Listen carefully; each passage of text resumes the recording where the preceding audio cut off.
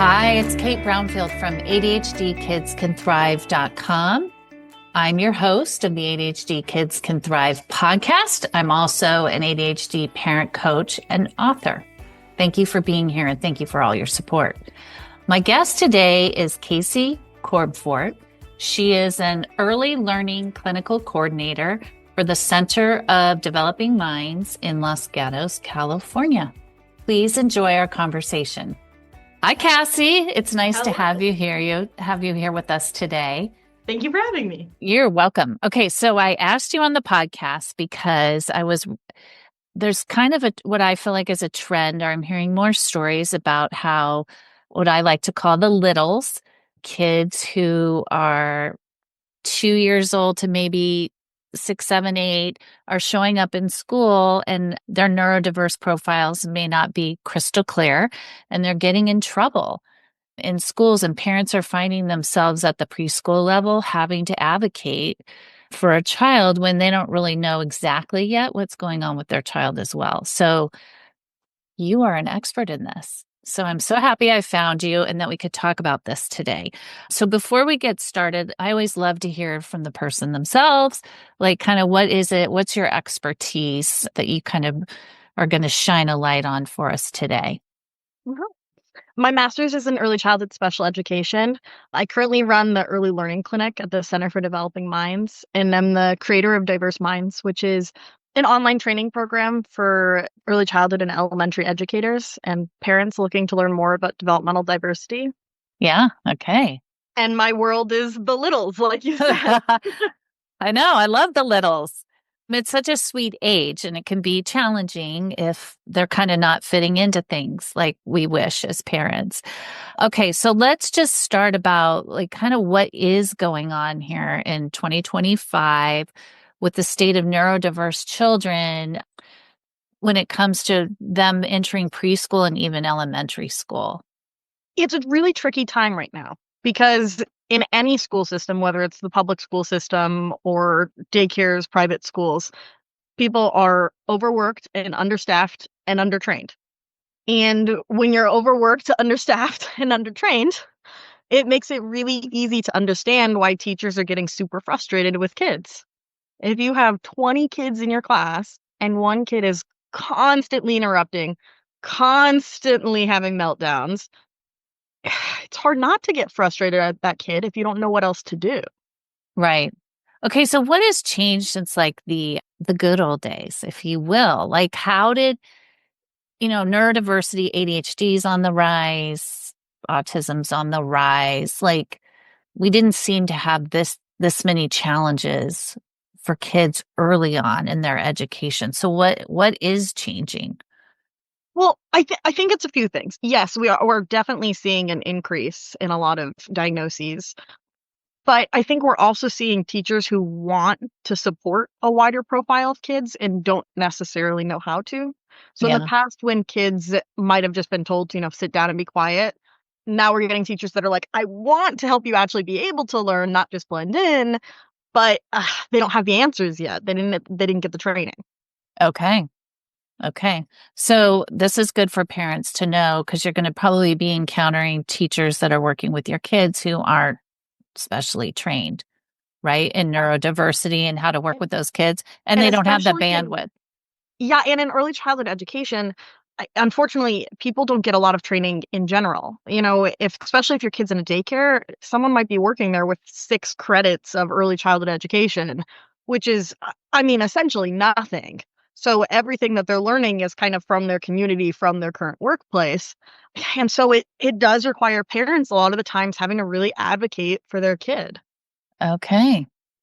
Pretty quickly. Okay. Yeah. And so I was curious, has COVID played into this at all? Like this change of kids being behind or whatever the issue is in the classroom, right? I mean, even talking at like preschool and kindergarten level, like what is the role COVID is playing in all of this, if anything? Well, right at first, a lot of teachers commented on how they needed to like reteach all of the basics of going to school. But in general, the kids who had attention issues before the pandemic, are still a similar profile of kids who have attention issues after the pandemic. The biggest difference, I would say, is just in the last few years, we've seen a huge influx of kids spending hours a day on media. And if your kid's spending hours a day on media, I mean, we have all kinds of studies now that show that it's harmful and kids are having developmental delays, difficulties with attention related to the media. And that around kind of pandemic time, we saw a big increase because Yeah, parents and the screen needed time. something. Yeah. Okay. And just to put you on the spot, I don't know if you've digested that, but they said, kids overall, regardless if you have ADHD, reading levels and math skill levels are declining quite And dramatic. speech is delayed. Okay. And do you contribute that more to screen time versus COVID, lockdown from COVID? Absolutely. Absolutely. Anytime your kid is spending on a screen, they're spending not learning. And especially when it relates to attention. So much of attention is like delaying gratification. We all have like these impulses, and some kids have a harder time waiting to get those met. And Yeah. if you're used to watching a video where the screen changes constantly, you don't have to work very hard to pay attention to something. So if you're spending 4 hours a day on media, it's 4 hours a day that you weren't getting to practice delaying gratification, even by a couple extra seconds. Yeah. Okay. And then how does that affect your language? Oh, hugely. I mean, if you're not getting practice in conversation, even just turn taking, which is, again, it's a social skill, it's a communication skill, it's a delaying gratification skill. And if you're not practicing conversation, you're going to struggle. You're going to need more time to learn it. Yeah. Okay. And then what about reading?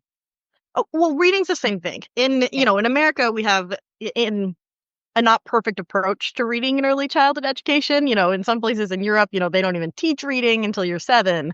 And here we have daycares now that are forcing 4-year-olds to be reading at a first grade level in the US even, which is rough. So reading's kind of a longer topic because Yeah. Okay. sometimes we're expecting kids to memorize letters and aren't necessarily working in a phonetic way that makes sense Yeah. for To acquiring build language. on reading for long term. Yeah. Yeah, so you get, the 4-year-olds that have memorized all 26 letters when they look at it, but don't really have any print awareness or understanding of what those are. Yeah. Yeah. And comprehension is key too, people. So it's a process, right? That reading. I was just really struck because now they're saying reading overall is really affecting kids. They're not reading as well as they used to be able to. Yeah. Okay. So let's start when a child, okay, so when a child gets in trouble at school, and we're talking preschool, kindergarten, first grade, okay, and the school is calling, like what should a parent do? It's a great question because usually when this first happens, the parents kind of have two responses. They first are like, "Oh my gosh, I didn't know my kid did that. I've never seen them do that before." Right. Or they have the opposite where they're like, "Oh no, I thought he was going to be fine at school. Oh," and they're so worried about it. So we have big feelings when we first get this call, but really what we need to do when we first get the call is tell teachers, "Thank you so much for telling me." Because we want them to keep giving us updates about anything that's going on at school. We don't want to hear after a month, "Hey, by the way, your kid's been pushing kids for a month." So anytime a teacher, administrator gives you feedback on your kid, even if it's negative, we want our first instinct to be, "Thank you so much for telling me." And then we want to go, "I absolutely want to work on this at home. Can you tell me more about when this happened?" Okay. So, because Okay. then again, knowing that teachers might not necessarily know the answer or may not necessarily have had the best response in that moment, you want to politely try and get some more information. And so you really can help your kid at home if needed. And then the last, you put the teacher politely on the spot and you go, "What has worked well at school that I could try helping my kid with at home?" Because if the teacher doesn't have a response to that, my goodness, then I really got to help this teacher figure out how to work with my kid. Right. And if they have a response, great, you can go practice that at home. Yeah. So it's really about the teaming up with the teacher, Absolutely. even Yeah. if you don't want to. Even if you don't want And to. even if you're having big feelings about it or feeling exasperated. Yeah. about it. Yeah, you have to team up with the teacher and to kind of come up with a plan. Is it even possible to come up with a plan where the teacher isn't just calling and saying, like, what there's some pretty shameful things that come from educators during these times, I'm sure, because they're exasperated too. Yeah. So kind of how does a parent work with the kid, or with the teacher to kind of create a strategy that isn't so everybody's reacting at these high levels Yeah. due to frustration and all of that? Like how does the parent get there with their kid and their teacher?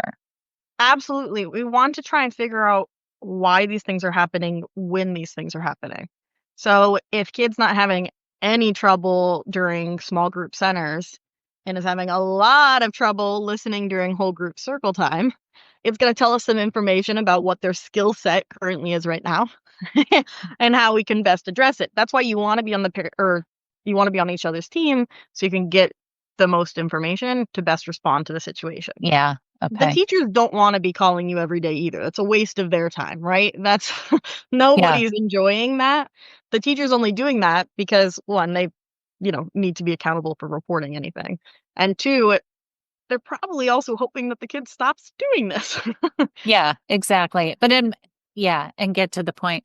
So there's this little bit of this dynamic too, where the school needs to document it and give the proper communication, but then at the same time, they are trying to walk the parent through the situation too. And it's Yeah, kind of this yin and yang, like, yes, your child did some bad behavior, but yes, they're going to be able, they're going to stay in school and we're going to figure this out, right? There's like this weird dynamic that parents get into of addressing the immediate behavior, but then also I call it like the stroke jam, if you will, which is very confusing to parents when you're talking about your child, right? Because how do you kind of get to the root of the problem and kind of navigate this so there's a place for your child? I guess if your child is physically acting out, you have to handle that. mhm. Everybody has to handle that right away, right? Because that's not okay. Yeah, I mean, there's obviously some behavior things that are more immediate. Anytime a Yeah, kid's being hurt or hurting themselves, you gotta figure out something right away. But again, when it relates to impulses or attention, these are things that really do need to be worked on inside and outside of school. right. I actually at at my clinic, when I'm doing like a 1 hour social skills group where often we do work on attention, I actually require that the parents stay and watch for that entire hour. I have cameras up in the clinic. I keep no secrets whatsoever. I want them to see exactly what's going on so that they can see how we respond and practice those skills at home as well. Yeah, okay. I don't think we can work in early childhood education and not work as a team. You Yeah, have to collaborate because there's so many hours of the day. And these are really functional life skills that cannot just be taught during 6 hours of daycare. right, right. It has to be reinforced too. Absolutely. Okay, so I think it's very interesting when I was pre-talking to you or whatever, kind of like what is going on with this generation of parents on kind of how they are feeling about their kids and how they're kind of navigating kids who are struggling and having a hard time. What's kind of your observation of how parents are doing? I kind of see two things right now. The first thing I see is the parents that are terrified of their kid struggling, terrified of their kid ever failing. I think I had mentioned this to you. I can't tell you the number of times I have kids come into the clinic and I say, "Can your kid put their shoes on?" And the parent says, "I don't know. I've never tried to let them do it by themselves." They've never given them the opportunity to struggle. And kids need to struggle. We want kids to reach, like, sometimes I refer to this as like mastery. We want kids to have lots of little wins, which means they struggle, they're successful. And then they know if they do another hard thing, they can struggle and be successful. And they can keep this growth. And if we're protecting them from the struggle, they never get the win. They never learn that they can do hard things and they have no perseverance skills. So all of a sudden they get to kindergarten and the teacher's like, spell this 3-letter word. And the kid's like, no, I can't do it. I don't know how to do it. and just gives up, melts down. We need to be preparing kids to do hard things. And that starts by us taking deep breaths and being okay with our kid not being happy with a challenging task. Okay. So are parents guilty of giving in a little bit too soon? Absolutely. It's hard to watch your kids struggle. One of the first things I do with a lot of families if they're coming in here for help with their kid is I make them sit back and watch their kid do a puzzle that's hard for the kid. Within Okay. their ability, but hard. And I tell the parent, "Don't say anything." And I watch these parents squirm. I mean, they have so much trouble not saying, "Turn it this way, put the piece there, it goes on top, do the outsides first," because they just don't want their kid to have that moment of hesitation of not knowing what to do. And Okay. anytime you're filling it in, you're robbing your kid. You're taking away a learning experience by not giving them the opportunity to learn. Right. So we got to zip it, which is Uh, really hard for parents. I mean, I'm not pointing the finger at anyone. That's very difficult. it's It's a super hard. skill to learn. And it's a really nice thing to want your kid to be successful, right? It's coming from a place that totally makes sense. But if you're protecting them at 2, 3, 4, 5, 6, you're not setting them up for success at 7, 8, 9, 10, 11, 12, the rest of their life. Right. It's like building. It's a Lego set, right? Step by step, Yeah. and to allow the kids to have that And then I see the struggle, right? Yeah. yep. I see the parents that are kind of the opposite end of that too, where they're so focused on having your kid be successful at very specific things when they're young that they're having them spend so much time on things that aren't necessarily big picture things. You know, they're choosing to fight very specific battles. Like they need their kid to sit through the entirety of a 20-minute circle time, which isn't even necessarily Yeah. developmental appropriate anyways. And they're like, that's what all the other kids are doing. I need you to be able to do it. And they're Yeah. focused on just that instead of focusing on just if your kid's attention span right now is 3 minutes, let's get to 4. Let's get to the next step instead of this one kind of overarching goal needing to be the next step. Right. Which is stressful on kids too. Yeah. Right. So it goes back to this yin and yang of parents kind of finding that middle ground that's appropriate for their child. And it's Right. hard to know what's appropriate to your for your child, right? You know, we can Google what do typical 4-year-olds do, but if you're not spending time around all the other kids, like walking out on the playground and seeing what all the other kids are doing, it's hard to know exactly what your kid should be doing. It is very enlightening to take your kid to the library or the playground and see what all the other kids are doing. It gives you an Okay. idea of what is generally expected. That's And great advice. Okay. So if it's your first child, oh, for sure, if it's your first child. right. And maybe if you have a child who's not, if your oldest or your older kids are typical or not neurodiverse, Mhm. that might be another good route to kind of see what's kind of more in line for a neurodiverse kid versus a typical kid. Yeah. And I teach a parenting class, and one of the first things I teach in this kind of structured class is how to set expectations. How to know what is appropriate, customized for your kid. Yeah. And it is so important to figure that out so that we're setting our kids up for success.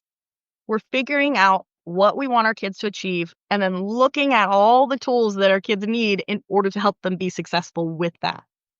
In their age group. Not Right. even just in their age group though, but individualized to them, right? Because Okay. you can Yeah. have a 5-year-old and you Google what can 5-year-olds do, it doesn't necessarily mean it's right for your 5-year-old. Right. I always say, let's go back to like the strengths that your kid has. So if we're talking about putting laundry away, that's going to look very different probably for a 14-year-old versus a 7-year-old versus a 2-year-old. So Right. you look at what the kid can do. If your kid can sort by color, great. Your 2-year-old is now sorting all of the laundry. If your kid can fold, great. Your kid's folding. But you're looking at what they can do to set the expectation.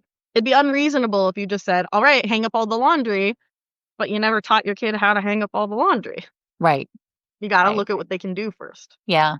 And then I had one educator tell me too, there is this other dynamic where kids are just so scheduled now.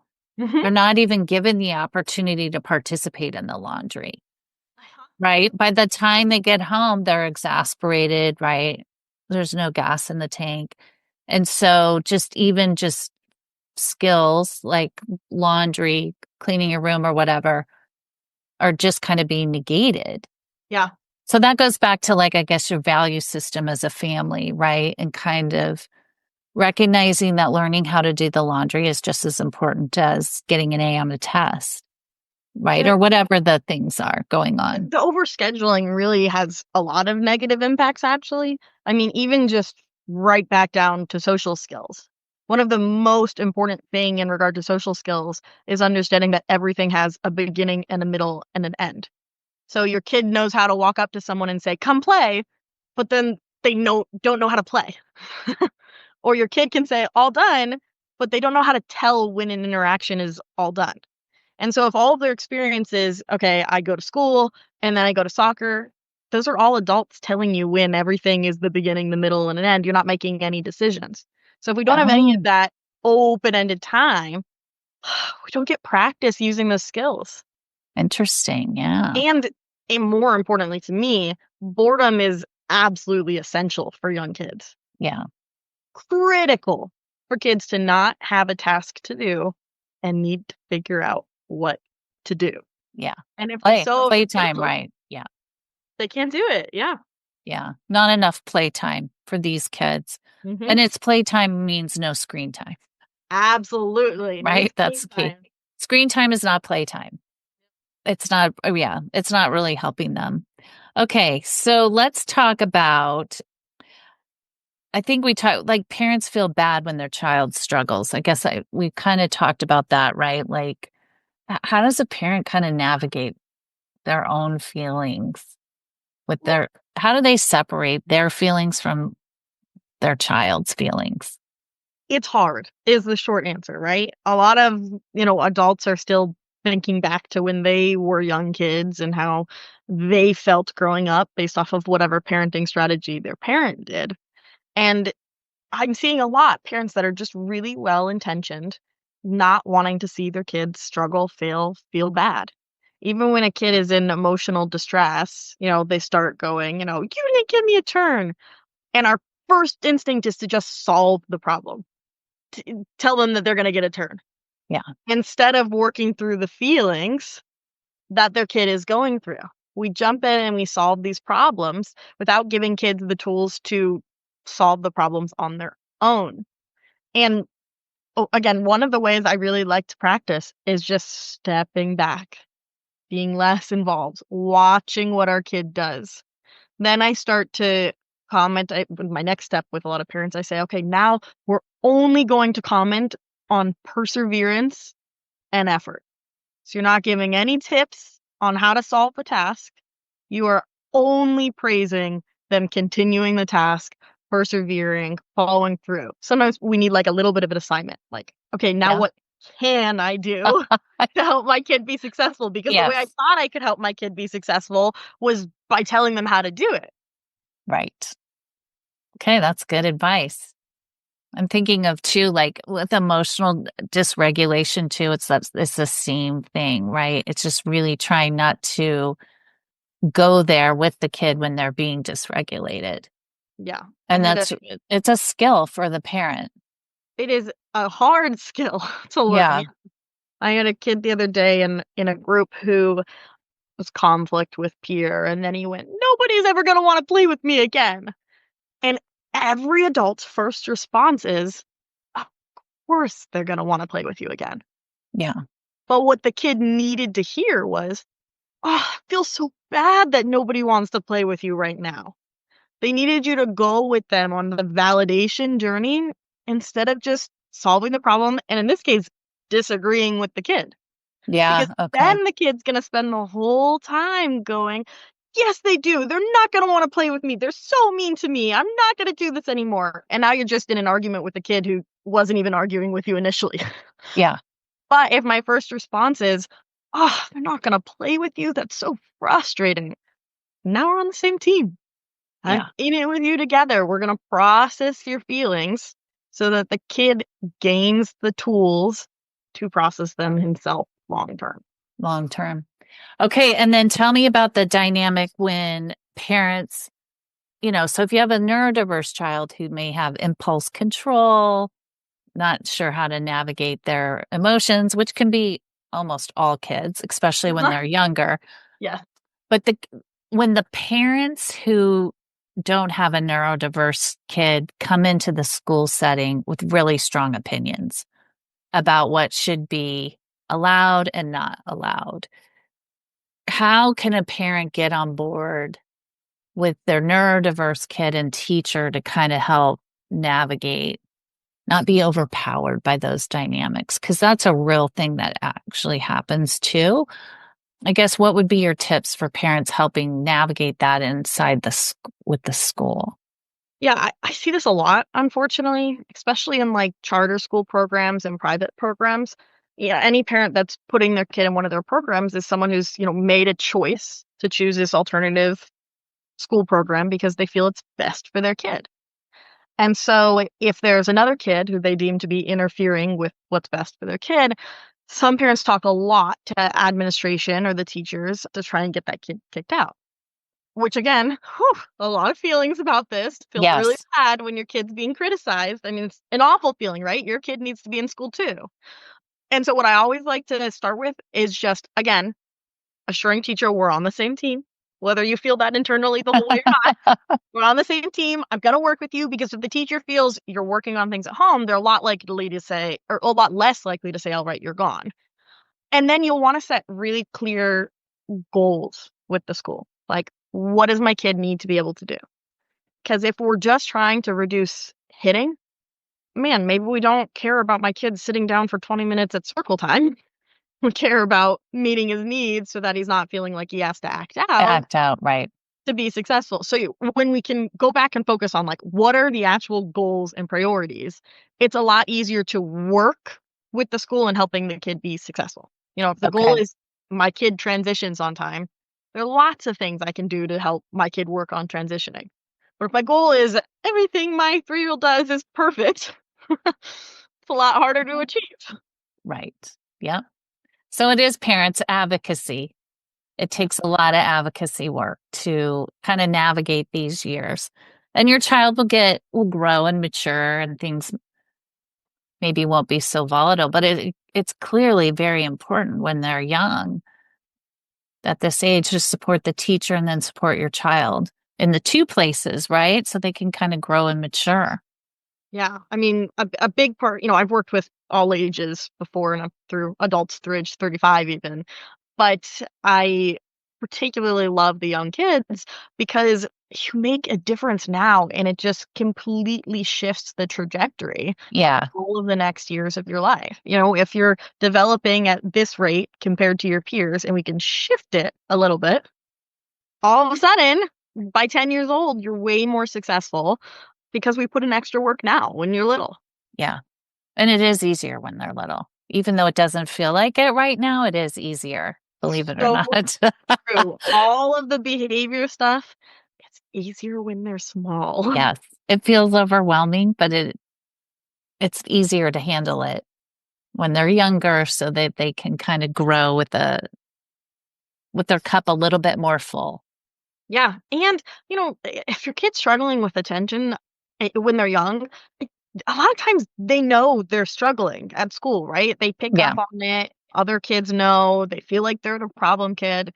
And if, we wait years to address that, by that time, self-esteem is low too. Yeah. They And then you feel got a bad. whole bunch of other problems. Yeah, absolutely. Yeah, all kinds of other things. And so if we can have a positive mindset starting young age about trying our best, working hard to be successful, it makes a huge difference on kids' perseverance skills long term. Yes. Okay. So this was really good too. So I'm thinking kind of as we wrap up any of your words of wisdom, but also I'm getting a sense, I just want to make sure, like for parents who are struggling, they can reach out to resources like your program and stuff to help even team up with you and the teacher and the school to kind of build a plan around that. And we just stressed how important that is to do when they're little versus waiting, hoping it gets better, that, you can have a bigger impact earlier on,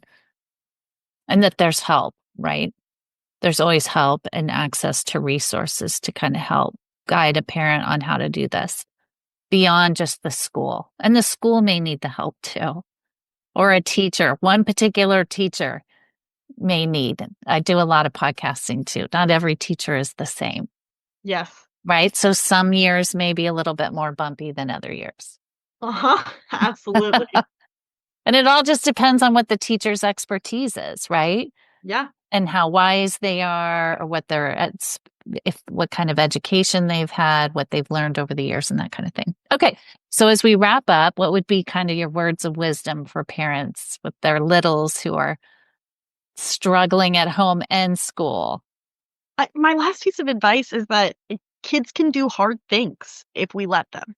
We want to give kids the opportunity to struggle and fail towards reaching success.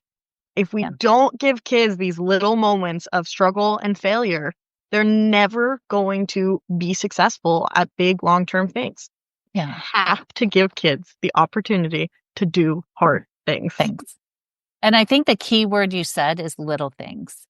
Yes, at first. I think that's the key. So the big things is like a whole nother thing, but the little tiny daily things, let them have that struggle and learn through their own struggle. Yes, absolutely. It's okay for that to happen. Yeah, it's good. I love that. Okay, great. Well, thank you for joining me today. This was my pleasure and an honor to talk to you. Of course. Thank you for having me. You're welcome.